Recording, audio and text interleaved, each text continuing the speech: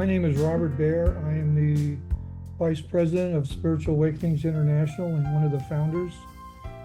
And we're going to feature someone who's very special, Dr. Yvonne Kason, who is President and also a founder of the Spiritual Awakenings International.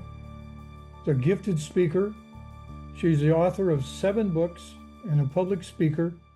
She's a retired family physician and transpersonal MD psychotherapist, previously on the faculty at the University of Toronto. Dr. Kason has had 5 near-death experiences and multiple spiritually transformative experiences. Dr. Kason has been recognized for her groundbreaking work as an honoree on the Spiritual Awakenings International Circle of Honor. Please welcome her to talk about her new book, Roadmap to the Great Awakening. Dr. Kason? Thank you, Robert. Just going to start my screen sharing here.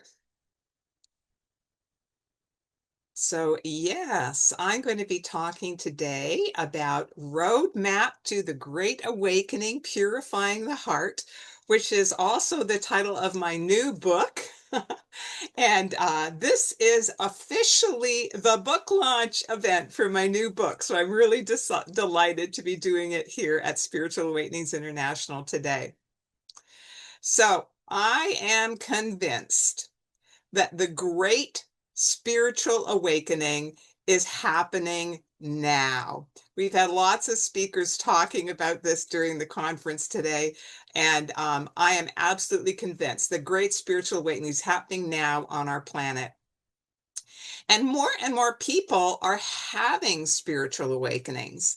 And I think this is due to 3 factors. One that was mentioned, I think, by Danny earlier today was that modern advances in medicine are able to bring people back after cardiac arrests and other types of arrests. So more and more people are having near-death experiences and having a spiritual awakening because modern medicine can bring them back from the dead. Another cause is that the widespread understanding and information about meditation. That didn't used to be available, but now with internet and everything, meditation, people all over the world are learning how to meditate and are meditating. And this is causing people to have Kundalini Awakenings, spiritual awakenings triggered by their meditation practices. And the third reason I think more and more people are having spiritual awakenings, as I'll explain later in this talk, is because it's the time in history. It is divine design that more and more people have spiritual awakenings. So people are having mystical experiences and spiritual awakenings of all kinds because it is the divine design. It is time. So STE and NDE experiencers, are you looking for a roadmap for this winding path of spiritual awakening? And we've had many people at the conference saying they've come up with sort of a roadmap. And I was looking for a roadmap for many years and tried different roadmaps. And I'm really delighted today to share with you what is the best roadmap that I was able to find, which is Purifying the Heart. Roadmap to the Great Awakening, Purifying the Heart. That is my new book. Now, how did I get interested in the whole idea of spiritual awakenings and a map to the various stages? Well, basically, because my own personal awakening journey, as many of you know, I've had 5 near-death experiences and multiple spiritually transformative experiences over the course of my life. But what I found was they were changing me, and that they were changing me in different ways over the course of my lifetime. And I was counseling STEs and talking with STEs now for 40 years.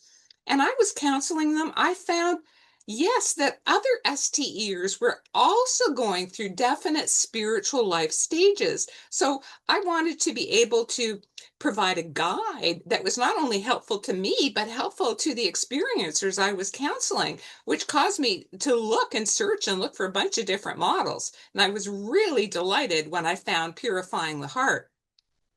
And this all started when, some of you know that I had two near-death experiences as a child, but I can't really say that they caused an awakening in me because I was like that from such a young age. I guess I was just sensitive since childhood.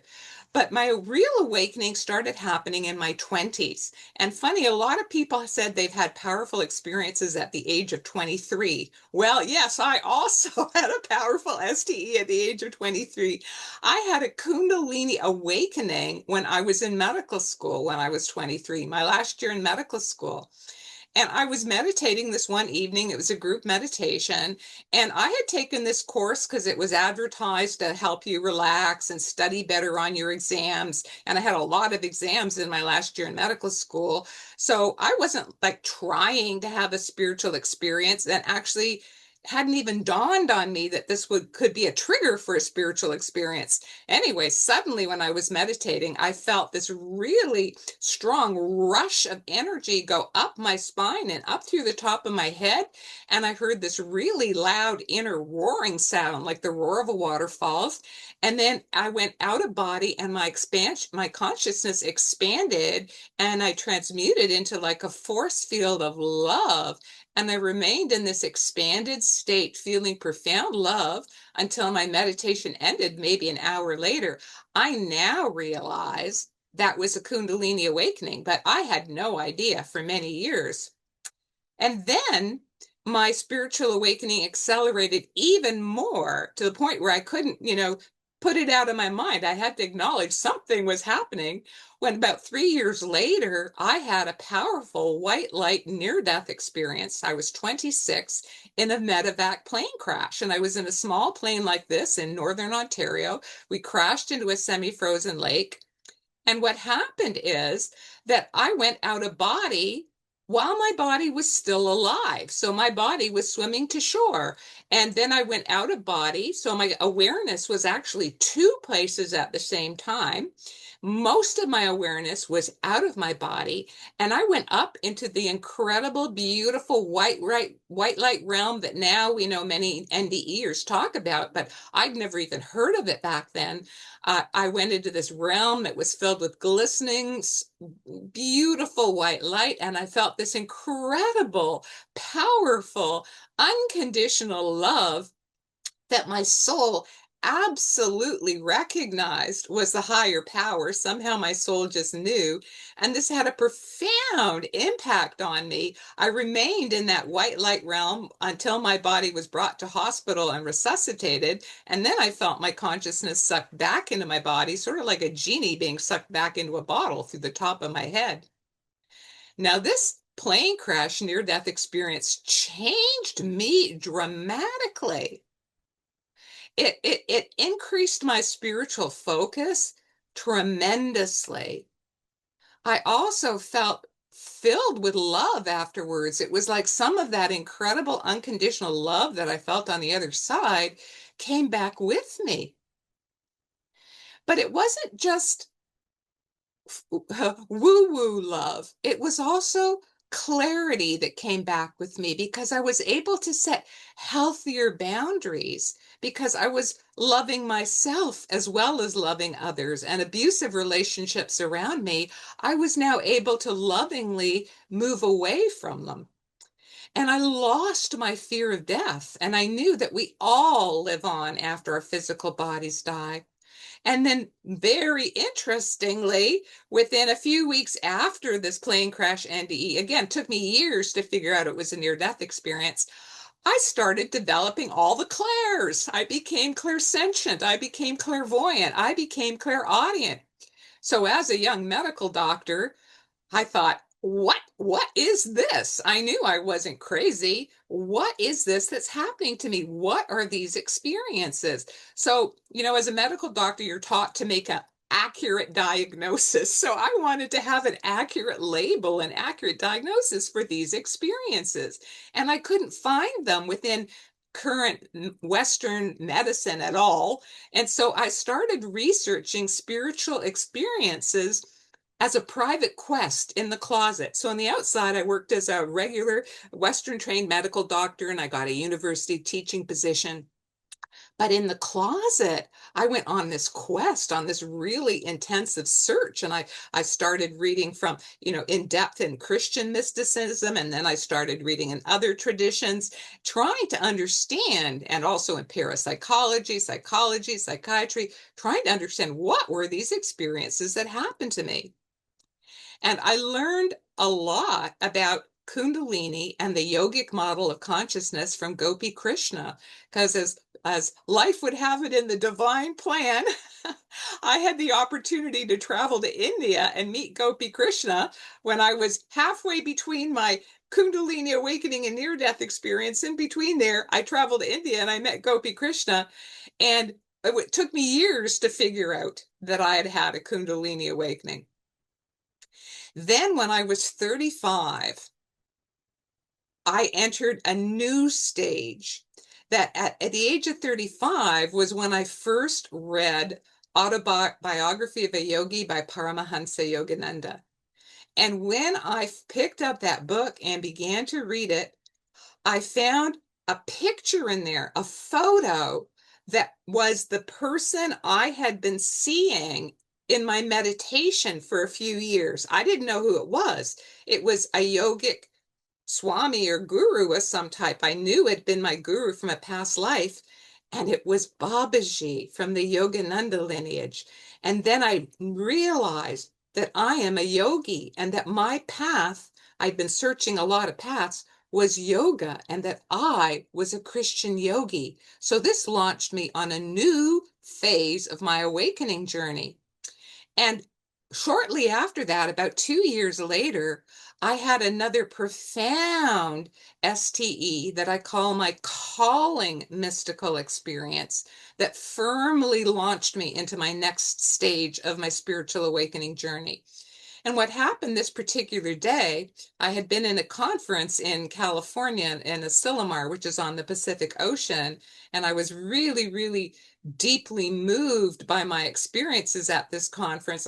I'm keeping my experiences, I'm just giving you snapshots of the important points because I want to make sure I can have enough time to talk about the roadmap of the stages. But I'm giving my experiences as an example of how different STEs can launch us on the next stage of our spiritual awakening journey, according to the Purifying the Heart roadmap. And what happened that day is suddenly my head became like a beacon of light, like where my head used to be became a sun radiating light in all directions. And it was at night, and it really illuminated the environment around me, as if I was radiating light. And in this state of my consciousness, my head physically feeling like a sun, a light radiating in all directions, I had a revelation. And for those of you who've not had a revelation, it's even more powerful than a download because it was completely life-changing. And I didn't hear a word or not something spoken, but I had this very deep soul realization, a revelation that I was being called by spirit. This was my calling. And I was being called to come out of the closet. It was now time to go public, to share what I have learned, to be an advocate for STE experiencers, to be of service to other experiencers. So this changed me in a very different way from my near-death experience and the plane crash. The near-death experience in the plane crash launched me on a spiritual search for many, many, many years. Whereas this one, the calling mystical experience, was a call to action. It was a call to service. I now had to embody what I had learned and bring it out in the world, being of service to others. So in 1990, that's when this happened. I did come out of the closet. I became the first Canadian medical doctor to specialize in STEs, counseling people with diverse types of STEs. I, in fact, coined that phrase in 1993 and put it in my book, A Farther Shore, in 94. And again, I wrote extensively about STEs in 2000. But as I was going along and having these experiences and finding I was changing and my focus I was changing, I wondered, is there a roadmap? I mean, is there a guide to guide us on the stages of the spiritual awakening path? And I was really, really happy when I finally found the Purifying the Heart roadmap, which is a map that has been given to us by someone who has successfully made it to the end of their journey. This model was first written about by Swami Sri Yukteswar. He wrote about the Purifying the Heart roadmap for spiritual awakening in his classic book, The Holy Science. And Swami Sri Yukteswar, in case some of you don't know who he was the guru of Paramahansa Yogananda, and he was a God-realized spiritual master. And I loved this model as soon as I saw it because it's a universal model. You don't have to be a yogi. It can be for yogis. It can be for Christians. It can be for native spirituality. It can be Buddhism. Any spiritual path you're on, these are universal spiritual stages we go through as our consciousness expands and purifies. And he calls it purifying the heart. And he describes 5 progressive stages of spiritual awakening in the Purifying the Heart roadmap. The dark heart stage, which is before the awakening, the propelled heart stage, which comes after the awakening, the steady heart stage, the devoted heart stage, and finally the clean heart stage. So I elaborate on all of these in my book, and I'm going to give you an outline of all 5 of these stages today. And I found this really, really helped me because I could identify how I had traveled on all of these different stages and how my focus was changing as I moved through these stages. So first, let's start with the dark heart stage. So the dark heart stage in the Purifying the Heart model is the spiritual stage people are on before their spiritual awakening. And I love this image of the heart sound asleep because the heart center is asleep or closed in people before the spiritual awakening, and they don't even realize that their heart center is asleep. People before, it's unfortunately very prevalent in our society today. So most people who incarnate at this time on our planet are in the materialistic dark heart stage. They have not yet had a spiritual awakening. There might be some exceptions, but most people have not yet had a spiritual awakening. And this is the materialistic stage, the concrete stage, is where people think that this physical world is the only physical reality and that anything else is frou-frou. Anything psi or spiritual is people's imagination. They believe what they can see here and now, knock on wood, that is what is real to them. And people at the dark heart stage, because they've not yet had a spiritual awakening, are locked in their ego. They're self-centered and tend to be selfish. And so they're focusing on ego satisfaction, self-satisfaction. And this can be through sex, through money, through possessions, through power, through drugs. It's marked with a lack of spirituality, the dark heart stage. And we can see it all around us. At the dark heart stage, people are unaware of spiritual and psychological realms because they've not yet had the experience.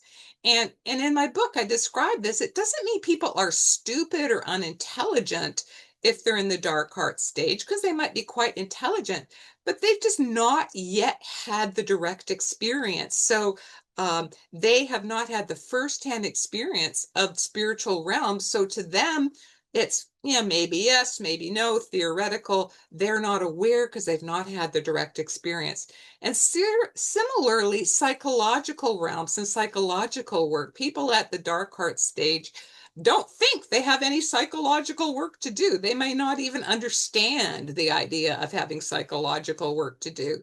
And people at the dark heart stage are marked with fear motivation and emotionality, anger, bullying, cruelty, violence, terrorism, rationalizations, which means making excuses for illegal behaviors or immoral behaviors, lying without remorse, victim complex, it's always somebody else's fault, sense of self-entitlement. These are all some of the shadow side of the dark heart stage. And some people at the dark heart stage may actually think of themselves as religious because they were brought up in some sort of religious tradition, but they've learned dogmas based on intellectual interpretations rather than firsthand spiritual experience of their heart opening. And so, because it's based on intellectual interpretation, it's like Norma said today that you put a 2-year-old in a university class, the 2-year-old doesn't understand what the university class is talking about because they're not at that level of consciousness. So there's misunderstanding of the spiritual truths that are written in the great scriptures, and there's dogmatic intolerance, prejudice based on misinterpretations of spiritual truths because it's not based on spiritual experience. It's the dark heart unawakened stage. Now, we can understand this a little deeper by looking at the yogic model of the Yugas. And Swami Sri Yukteswar, and actually many yogis have described the cycle of the yugas. So according to this model, which is based sort of adepts have been talking about this for thousands of years in various traditions, and the yogis say that many thousands of years ago, so 11,500 BC, we were at a much more evolved stage of consciousness as a species. And gradually over time, we lost that conscious awareness until we came down to the darkest age, the Kali Yuga, which is called the Dark Age, and it is the age of the dark heart. And it ended at about 1700 AD. And yes, Jesus Christ incarnated down in the darkest time of the Kali Yuga. And many say that his incarnation was a gift from God to give us light at this very, very dark spiritual time. So the dark Kali Yuga ended, according to Swami Sri Yukteswar and the yogic philosophy, about 1700 at the time of the Renaissance. So we have now moved forward into Dwapara Yuga, the next upwards Yuga, where spiritual awakening is beginning to happen. So after a spiritual awakening on the roadmap, we enter what's called the propelled heart stage. See the heart's now not asleep, eyes are wide open, it's on the move, and we become spiritual seekers on the propelled heart stage. And according to the map of the yugas, the yogic cycles, Dwapara Yuga, this is the time in evolution, human evolution that we're in right now, is the propelled heart age, that this is the age of spiritual awakening, that more and more people all over the planet will be having spiritual awakening experiences because this is the time of spiritual awakening on the planet. So those of us who are having spiritual awakenings now, we are at the crest of the wave. And according to the yogic model, more and more people with time will be having spiritual awakenings because this is the age of spiritual awakening. Now, in my book, Roadmap to the Great Awakening, I have expanded on types of spiritual awakenings. In my earlier books, as those of you who've read them, I've talked very much about spiritually transformative experiences, which are a type of spiritual awakening. But there are other types of spiritual awakenings I've now become aware of that I think we need to also embrace. There can be spiritually transforming life events and gradual awakenings. So, what are spiritually transformative experiences? Most of you probably know I categorize this into 6 main categories, each with many, many subtypes. Mystical experiences of many types, which are called samadhis in yoga. Kundalini awakenings, which may be called Qigong activation, Holy Spirit quickening, various other words in different traditions, but a spiritual energy awakening, Kundalini awakening. Then we have psychic, intuitive experiences of many, many kinds, all the clairs, past life recall, mediumship, all kinds of them, transdimensional experiences, inspired creativity and genius, including downloads, near-death experiences, which we've heard many people talk about today, and then other death-related STEs like after death communication, end of life experience, shared death experience. So there are many types of spiritually transformative experiences, which can all be triggers to a spiritual awakening. But people who shared their stories with me have made me realize that there's another cluster of types of spiritual awakenings, triggers, and I'm now calling these spiritually transforming life events. And there can be several sort of subtypes of spiritually transforming life events that cause a spiritual awakening in a person. And one could be powerful, inspiring life events. Excuse me, I have to take a sip here. For example, having a baby, holding a newborn baby, holding someone else's newborn baby. That this and other events can be incredibly powerful, spiritually transforming life events. And it's not an STE, but it's opening the heart and opening the heart to love. And sometimes a powerful, inspiring life event could be something like going to a revival, a spiritual revival event, to a spiritual music concert, to a really, really moving memorial service, a really moving spiritual speaker, that these can cause like a spiritual renewal or a spiritual revival in a person. They didn't have an STE, but it's causing them to awaken spiritually, to open their heart, to go into a spiritual awakening. So that would be another type of spiritually transforming life event. And then there's a third type that are not so positive experiences, but nonetheless can be triggers for a spiritual awakening, such as close brushes with death when you did not have an NDE. Like I've had several people tell me they've had an event, say a close call in traffic, where they thought they were going to be in a head-on collision, and then at the last minute somehow, they avoided the collision. And they did not have a near-death experience. They did not go out of body. They did not go into the light. But when they got home and they started reflecting on the close brush with death they just had, they get down on their knees. They start praying. They end up having a spiritual renewal, a spiritual awakening, saying, God is real. I feel my guardian angels protected me. So close brushes with death, even without a near-death experience, can be a spiritually transforming life event that triggers a spiritual awakening. Another trigger is sometimes very challenging or dark experiences.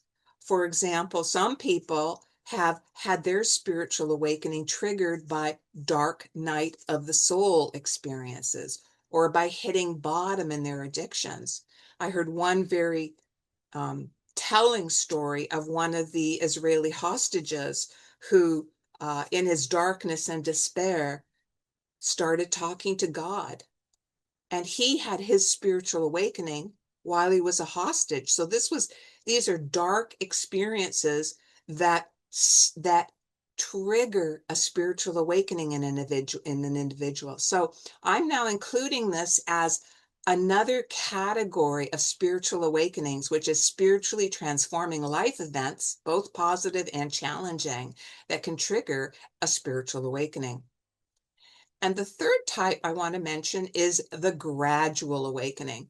As many people have said to me, well, what about me? I'm a long-term meditator, or I've been intensely praying for years, or I've been studying the scriptures deep for many, many years, and I think I'm going through a spiritual awakening too, but it's gradual.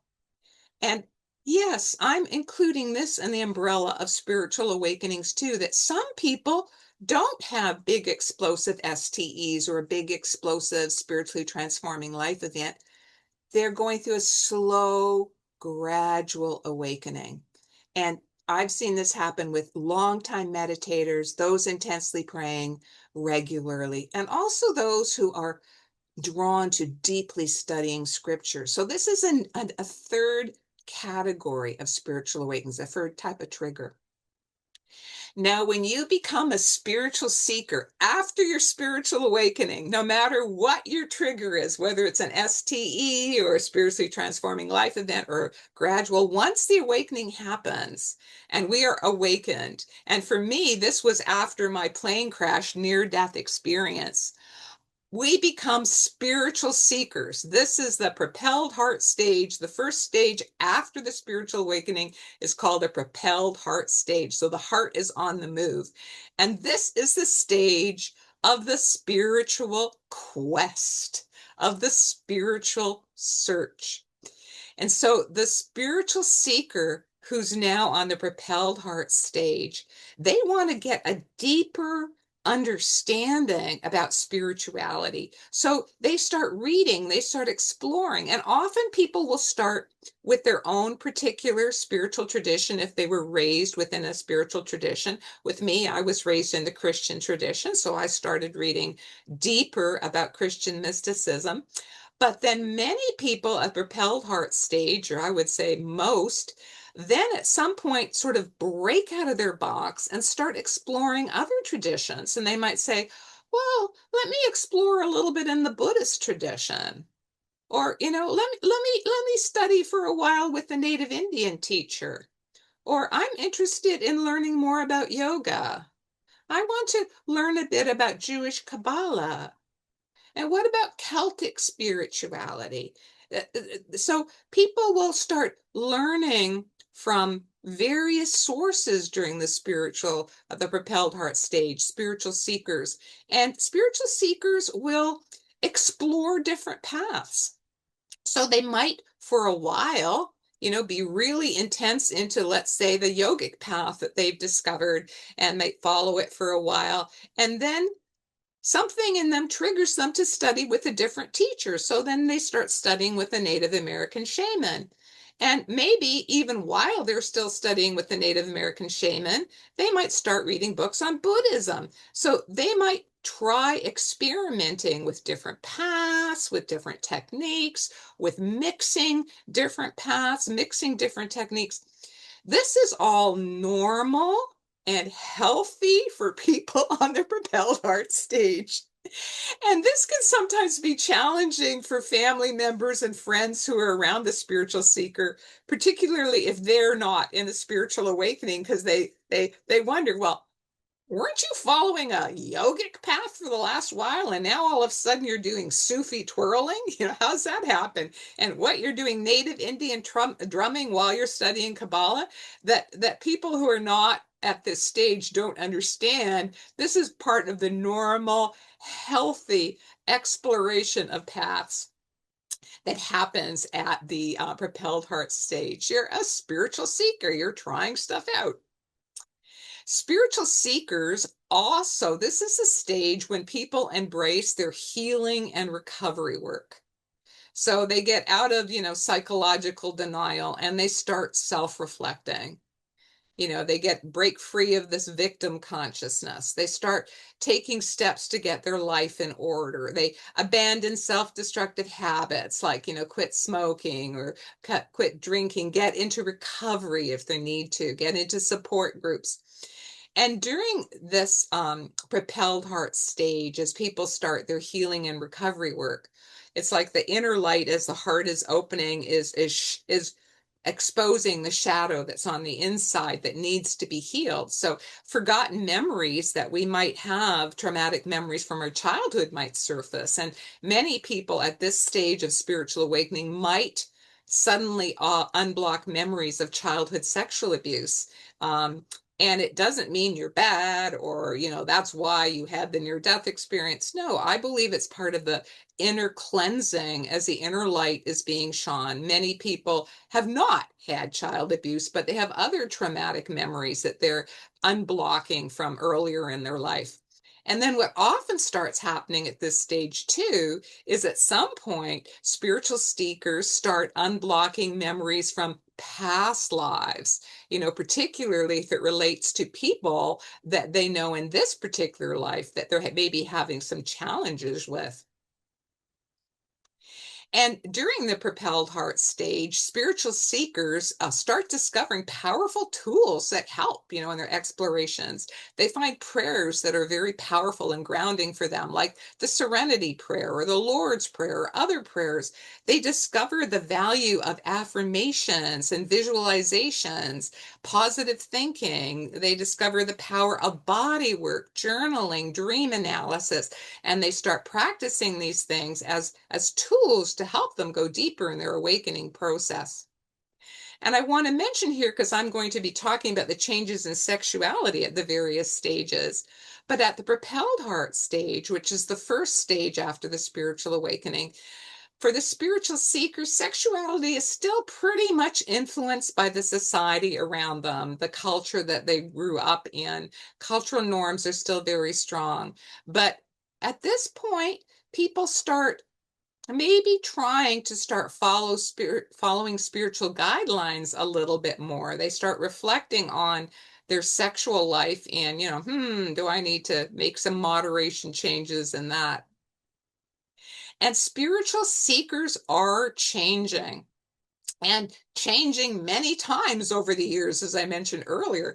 And change can cause challenges because we have to let go of old habits, old ideas, old ways of thinking that don't suit us anymore now that we're awakening and having a more spiritual view and more loving view of life. And we may, in fact, need to let go of people, things, jobs that don't fit anymore. Like maybe you don't fit with your previous friends who like to do binge drinking or doing drugs on weekends, because that's not what you're striving to do now. You're striving to clean up your life. And the other thing is that it's a very long stage, and the stage of spiritual seeking may last your entire lifetime. So please don't judge yourself if you've been been a spiritual seeker for 20, 30, or 40 years.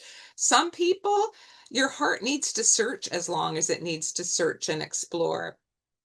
Now, there's an interesting second meaning to Dwapara Yuga, which is the age that we're in right now, the Propelled Heart age. It's also called the electrical age. And it's called the electrical age because inner and outer electricities are discovered in this time in Dwapara Yuga. And if you think of it, since the Renaissance, all the physical energies that have been discovered, electricity, radio, TV, internet, laser, all the modern technologies, but also inner electricities are now being discovered, that people are becoming more and more aware about prana, or the life energy, about our aura, about meridians, about chakras, about kundalinis, that this is all part of this Dwapara Yuga. Now, in the Dwapara Yuga, light is growing stronger, and this is happening both on the inside and in the outside. And as it can be challenging as light is revealing our inner issues, but it's also challenging because the light is, particularly with the assistance of media, is revealing outer issues. So things in our society that are still dark age, cruelty, errors, corruption, misconcepts, they're all being revealed. And the rapid reveal, both inwardly and in the world around us, can be very overwhelming and stressful to STE experiencers who are sensitive.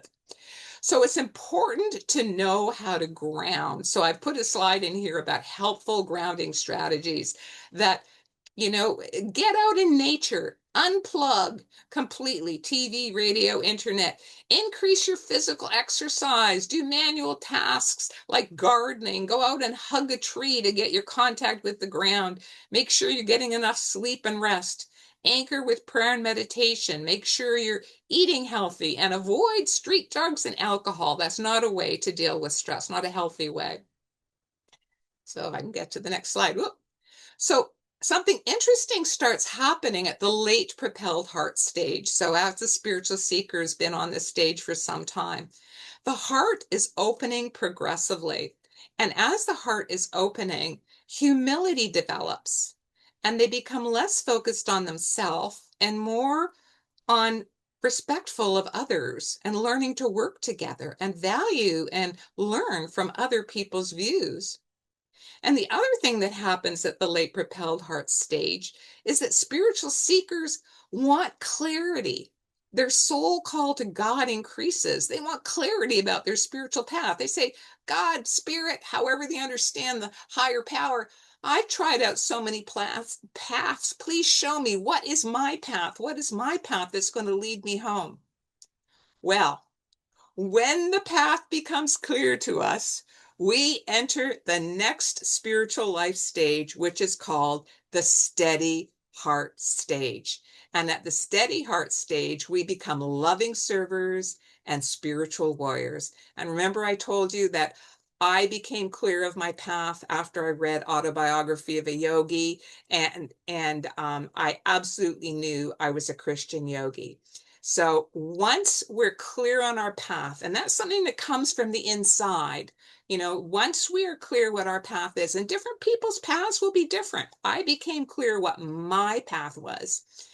We commit to our chosen path, and our spiritual practices deepen, and we're no longer dabbling and mixing and trying different practices, but we have found our path. So now we strive to really go deep on that path and do those practices intensely and read from that path intensely. And our purification and cleansing of the heart continues. So service to others becomes a priority at the steady heart state. This is part of the heart opening, that it's not about I am in an awakening, it's we are in an awakening. We are in a global spiritual awakening. And as the heart is opening, people at the steady heart stage, loving servers, they want to be of service to others. So they have a strong compulsion to do volunteer work. And it might be volunteer work at your church. It might be volunteer work in an old folks home. It might be volunteer work for a spiritual organization. But there's a strong desire in your heart to serve others. And for me, my calling mystical experience propelled me. Yes, I want to serve others by being an advocate for experiencers. So this was clearly launching me on the steady heart stage. And at the steady heart stage, some people, in addition to becoming loving servers, become spiritual warriors. And so what a spiritual warrior is, anchored, they know their path, they're committed to their path. They now want to serve others, even if it's risking their own well-being and safety. And verbal spiritual warriors could be like me and like Raymond Moody, who with our words were standing up for things that we thought were true, principles, truths, ethics. That is a verbal spiritual warrior. But some people also feel called to be physical spiritual warriors, to defend the safety of their family, country, and faith, not motivated by any dark emotion, but actually called by spirit to defend higher principles physically. But there's another version 2.0 of the spiritual warrior that happens at the steady heart state. And everyone at the steady heart stage is a spiritual warrior fighting the inner spiritual battle. Because as our heart is opening and as this inner purification continues, we are battling inwardly karma, ego issues, past bad habits, concepts and habits from the dark heart stage that we haven't let go of yet, old wounds, misconceptions that we might have held very dear, all of our shadow issues. So everyone really at the steady heart stage is fighting the inner spiritual battle as an inner spiritual warrior.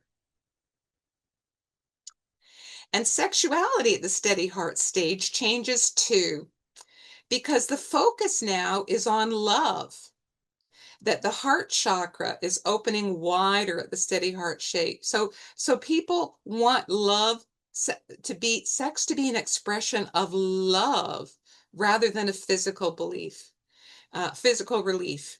And people now are, because they've embraced a spiritual path, try to follow the spiritual guidelines of their path with regards to fidelity, being faithful to their spouse, and monogamy.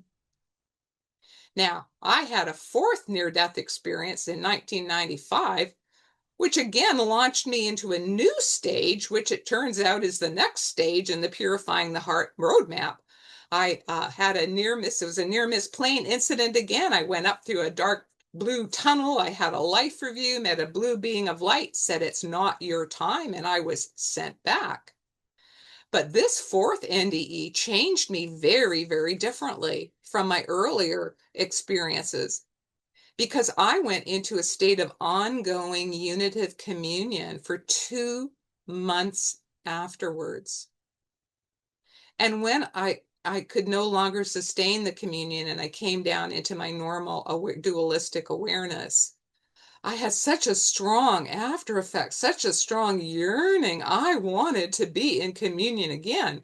I knew that that is where true soul happiness is from being in that state of communion in our consciousness. This launched me on a new life stage. And this is the fourth stage of the Purifying the Heart roadmap, the devoted heart stage, or the devotee.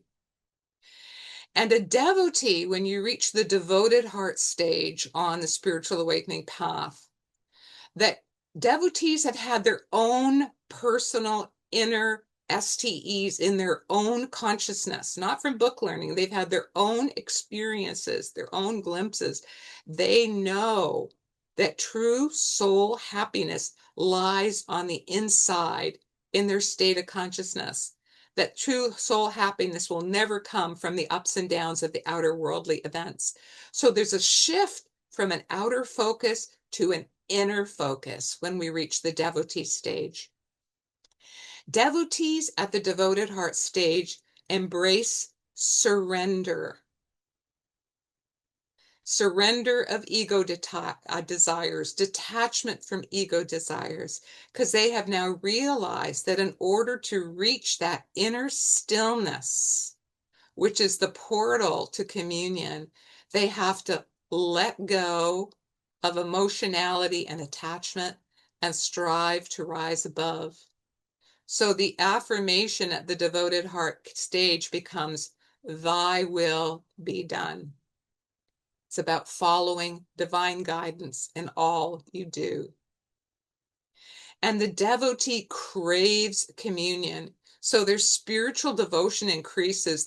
At the devoted heart stage, a devotee wants to spend more time in meditation and prayer, and they have strong urges to go on spiritual retreats, maybe for weeks, maybe for months. Some might even get the desire to give up the worldly life and to become a renunciant, a nun or a monk. This tends to happen at the devoted heart stage to devotees.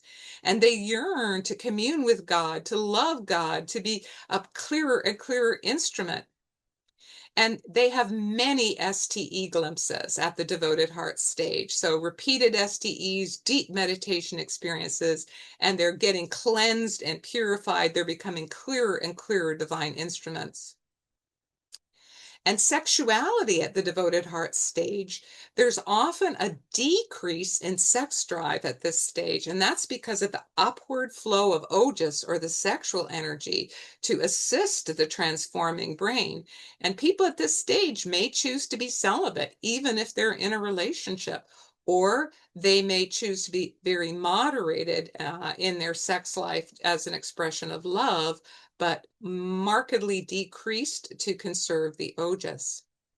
Now, in 2003, I had my near-death experience with a head injury that launched me yet into another new stage. So I died from a head injury. I'm just going to go over this very briefly today. I went out of body. I went into the white light realm, welcomed by beings of light, loving saints. I had the love, the joy, the telepathic communication, remembered all my past lives, given the choice whether or not to return to my disabled body. And when I accepted, suddenly I found myself back in my disabled body. But this 2003 NDE changed me in a different way once again, because I came back into a disabled body. I was disabled with traumatic brain injury. I could no longer be active in the world. and I had completely lost my ability to meditate. It was an inner struggle for years and a worldly struggle for years, inner and outer struggle for years. I entered the dark night of the soul. Now, dark night of the soul, according to the Purifying the Heart roadmap, is common at the devoted heart stage, although some people have told me they'd had a dark night of the soul much earlier on in their spiritual journey. Some people even that it was the trigger for their spiritual awakening.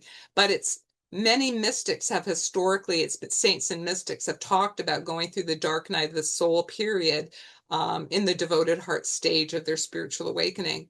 And what is the dark night of the soul? So the dark night of the soul is a spiritual dry spell. So even though you may have had beautiful, deep, blissful, inspiring STEs and deep, peaceful, expansive meditation experiences, that during the dark night of the soul, nothing, nada, darkness, depression, even despair. And some in the yogic tradition say that the dark night of the soul is a test of faith. It's a test of faith from spirit. Will you cling to your love for God? Will you cling to your spiritual practices? Will you cling to your faith, even if you're not getting any of the blissful inner rewards that you used to receive? Well, my dark night of the soul lasted about 12 years. And I just want to say here some of the strategies that I found helpful during the dark night of the soul was to do exactly what the yogic guides say to do, to cling to my faith, to do my spiritual practices loyally, even though I was not having any of the bliss episodes or STEs. And living one day at a time, and sometimes one moment at a time, one instant at a time, putting one foot in front of the other. And to never give up hope, to never give up hope. You never know when the light is going to break through and you'll come out of the darkness.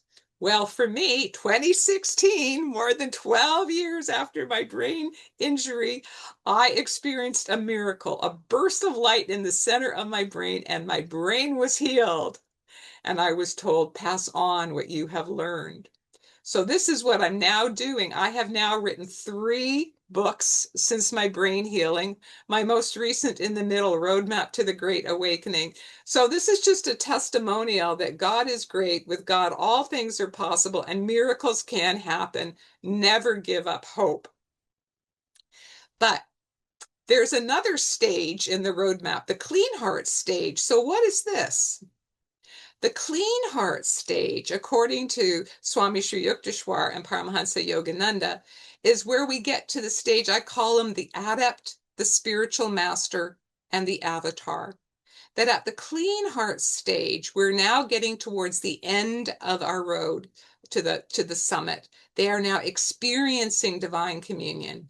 They have completely surrendered to divine will. And deepening in that communion now becomes the focus.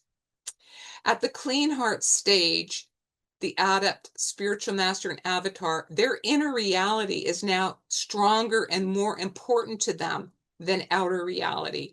Duality has disappeared. They live in non-duality, not because they want to, but actually in their consciousness. They do not perceive themselves as separate from spirit.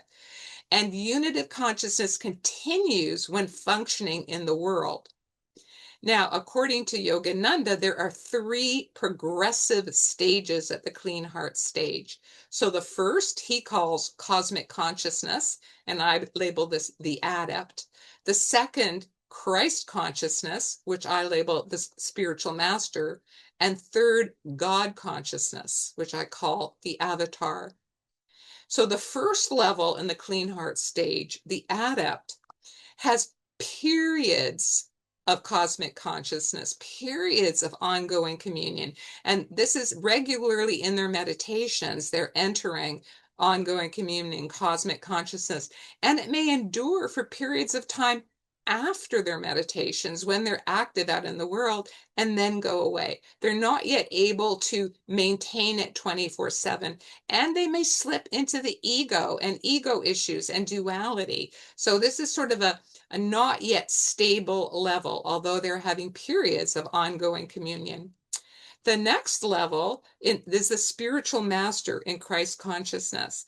And at this level, I'm now talking from the writings of those who've come to this level, because I, of course, am not at that level, but this is ongoing communion 24/7 while meditating and while fully functioning in a grounded way out in the world. And a spiritual master has mastered the ego. They're not a master of people, they're a master of their own ego. They are very humble, and their presence radiates the divine. They're selfless. They offer their actions and service to benefit others as guided by spirit, and they share divine wisdom. The final level is level 3 of the clean heart stage, is the avatar who is in God consciousness. And according to Yogananda, this highest level is a full incarnation of God. An avatar in God consciousness is a world transforming embodiment of the divine. And an avatar in God consciousness can defy laws of physics, like Jesus walked on water, he raised the dead, he healed people. Also, they defy time, they defy space.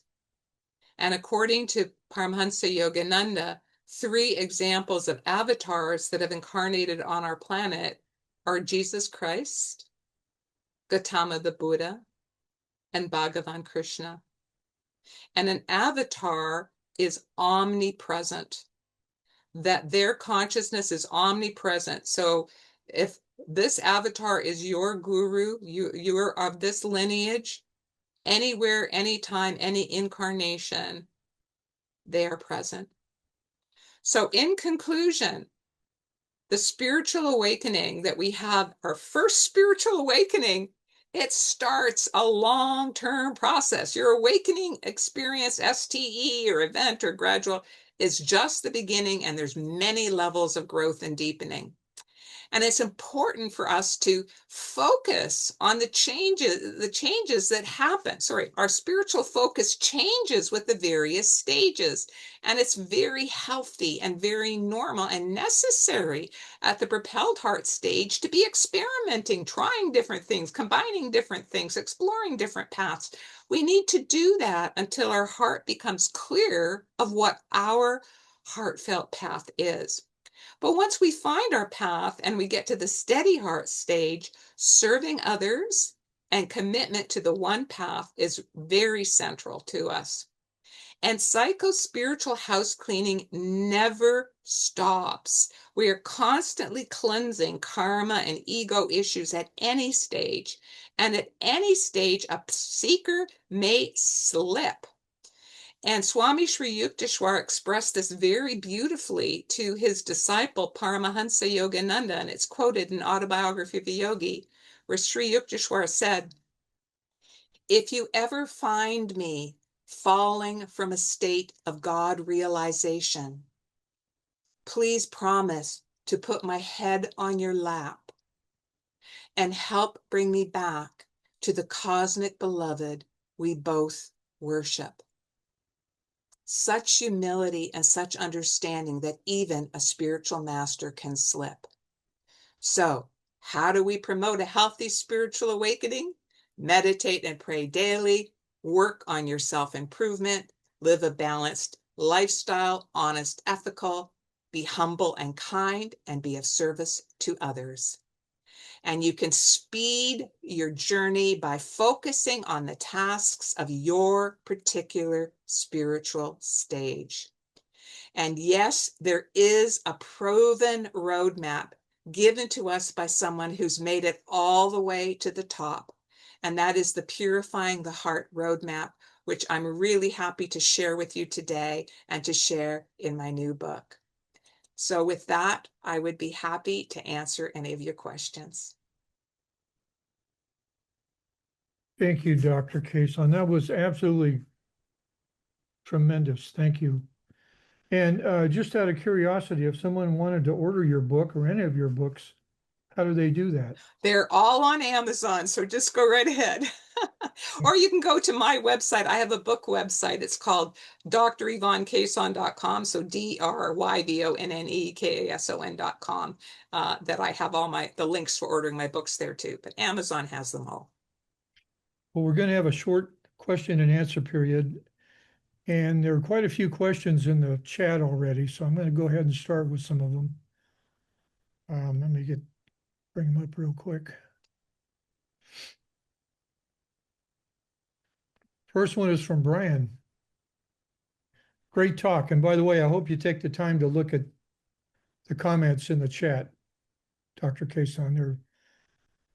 I think you'll enjoy them. So, from Brian, great talk. Would you say that different parts, inner parts of a person could be in different heart stages, not so cut and dried in terms of what stage you are at? Yes. Thank you, Brian, for that question. So many people have asked me that. Can you be at two stages at the same time? And the way I presented it sounds like there's sort of like a jump from one stage to the other, whereas actually it's sort of a slide. It's a gradual process. And so many people who are still searching, they're still spiritual seekers, as their heart is opening, they're starting to have that strong desire to be of service, which is part of the steady heart stage. So a little bit of them is at the steady heart stage where they have that strong desire to be of service, but they're not quite finished with their search yet. So, that's actually where I often will see people that are more than one stage at the same time. The second point, Brian, which relates to your question, is that anybody at any stage, like I said right at the end, Swami Sri Yukteswar said, can be pulled down because of some karmic issue. That they pulled down the chakra system to an earlier level because some shadow issue or some past life issue or some ego issue that is not yet resolved has got you and pulled you down. so, so it's not like rigid that, I've made it to this stage. I don't have to worry about slipping back, that anybody at any stage can switch. But what I love about the roadmap is it shows you what the spiritual tasks are and the spiritual focus are at any particular stage. And as you find yourself changing over the years, you go, oh, yeah, I did change a lot. And people tend to resonate with people who are at the same stage that they are. So if you're into the stage of searching, searching, searching, you like hanging out with other people who are searching. But when you reach the steady heart stage and you say really committed to path X, most people like hanging out with other people who are on path X because your vibrations resonate with each other. And I just want to say here that, I know my path. I'm a Christian yogi, but that's not everybody's path. Everybody has to find in their own heart which path resonates with you as the path that is calling you home, and embrace that path very deeply once it's clear to you. And if you develop doubts, well, maybe you're going to go back and start exploring again until you gain clarity. Yep, okay, I'm going back to my path. So yes, we can slide on the scale, Brian. Thank you. Thank you. Next question is from Destiny. In your research, Dr. Kason, what was the most challenging part about helping the scientific world accept the reality of STEs, and how did you overcome this challenge?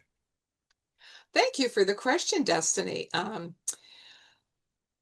think the most challenging part was me realizing and coming to peace with the fact that many people just don't get it and they're not going to get it.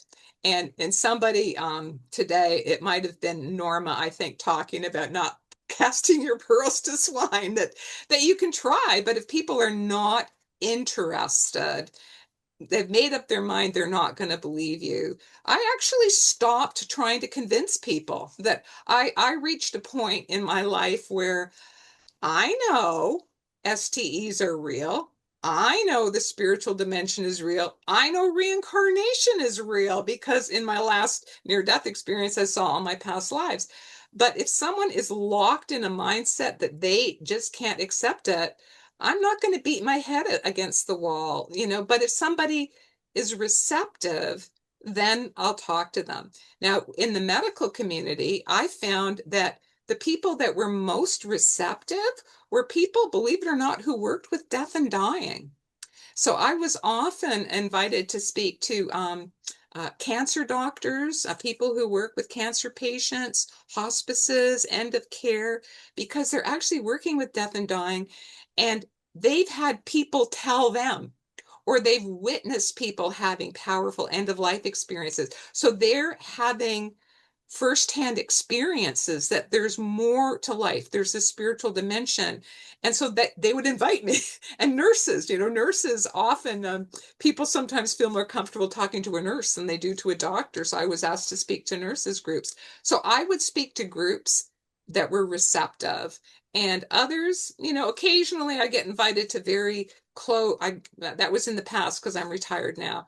I got to close-minded people and I just accepted that there was some that will believe what I say and others that will just think they don't believe it. That's their prerogative. Thank you. Our next question is from Linda from Texas. Hi, Linda from Texas. We know who she is. We sure do. If someone has been a spiritual seeker for years, is it okay to take a break from the process and then restart? Oh, of course it's okay.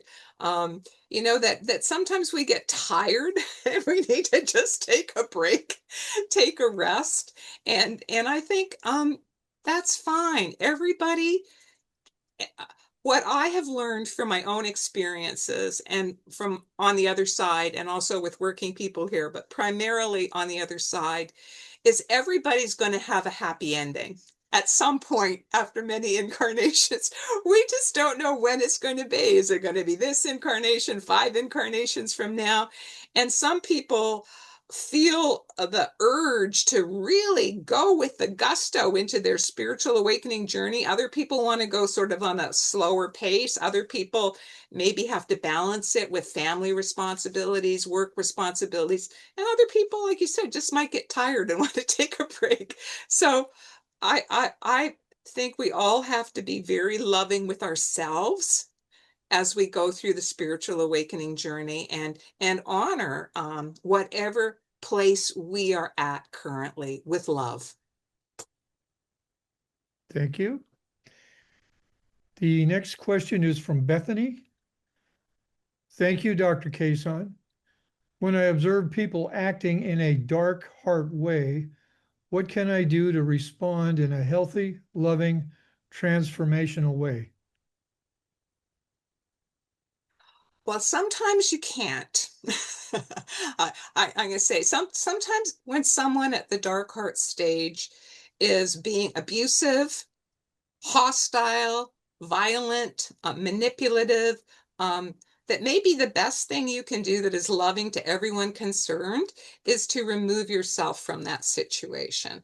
And in fact, that was one of the things I found after my plane crash near-death experience, that it gave me the clarity and the self-love, not in an egotistical way, but in the sense of my life is just as valuable as everyone else's, and my feelings are just as important as other people. I do not have to subject myself to abuse. I can choose to remove myself from that situation. So I did. And sometimes, I mean, you have to use your intuition with this. And I think most people here are experiencers, so you have intuition. Is this person at the dark heart stage, are they receptive? Would they be receptive to you saying something loving or not? And if they're not receptive, then maybe now isn't the time. You might pass say a little pearl, and sometimes I'll say something like, well, you're entitled to your opinion. And that's it. I don't get emotional. I don't get confrontational. I just, well, you're entitled to your opinion. I have a different opinion, and just say that very calmly. And I think if we can be loving and peaceful in our own energy and not get caught into confrontation or that you're bad or you're wrong. I mean, everyone's entitled to an opinion. Um, that sometimes people will come back, they'll be so touched. I mean, I remember one incident myself. This was many, many, many years ago, where I found out something that was very, very upsetting to me, that a colleague had done something that I thought was very, very dishonest. And I was very, very upset about hearing it. And I wasn't quite sure how I was going to respond. And another doctor, a woman doctor who's very, very spiritual, she just nodded. That was all she did. She just nodded when the violent, angry confession came out, expecting to be attacked. And she just nodded. And she says, okay, let's go on to the next point. And then just changed the topic and went to another point. And it was a real lesson for me, because all of a sudden, all of that, anger and emotionality and everything disappeared. And that later, when this person calmed down, we were able to have a civilized conversation about the matter when everyone was calm. So I think that's an important point, that people have to be calm, enter calmness. And if it's all this emotionality, that's just not the right time. Our next question is from Tim. Your NDEs and STEs are so inspiring. Thank you so much for sharing them with us.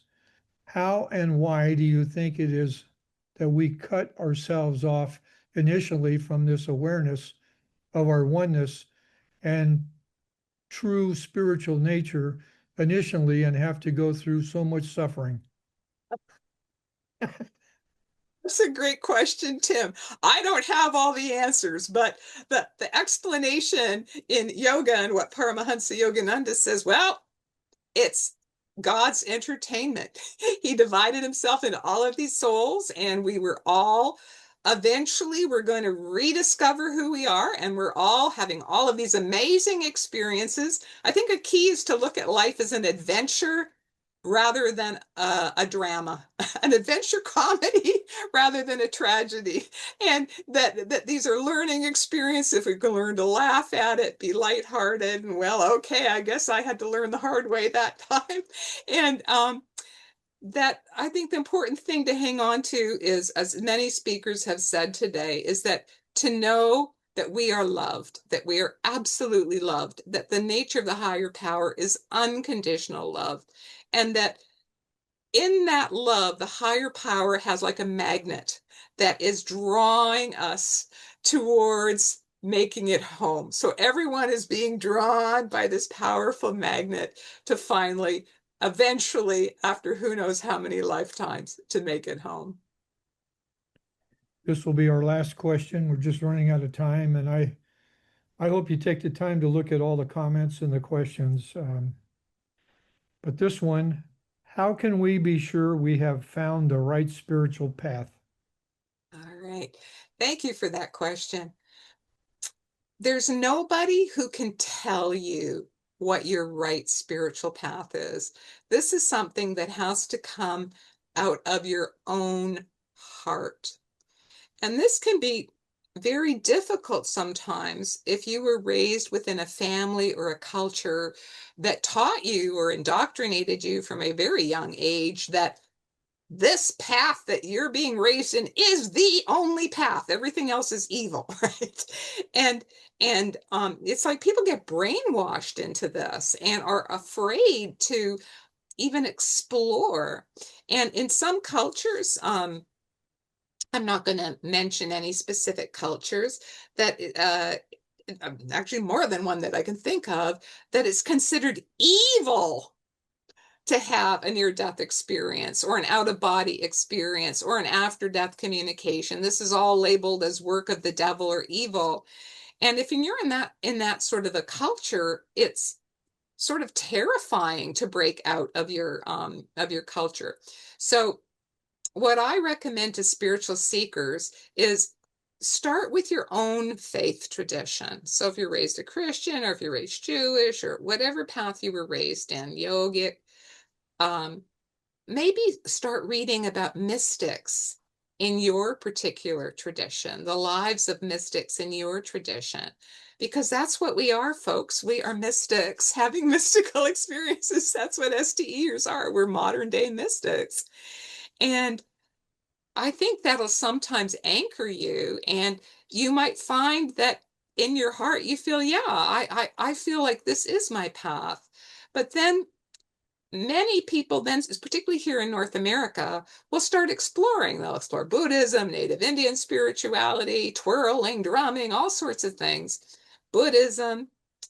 And it's something you find in your heart. Like, I had several friends that were moving in the Buddhist direction, and I thought, okay, well, let's check it out, and I went to a Buddhist meditation retreat, a long meditation retreat,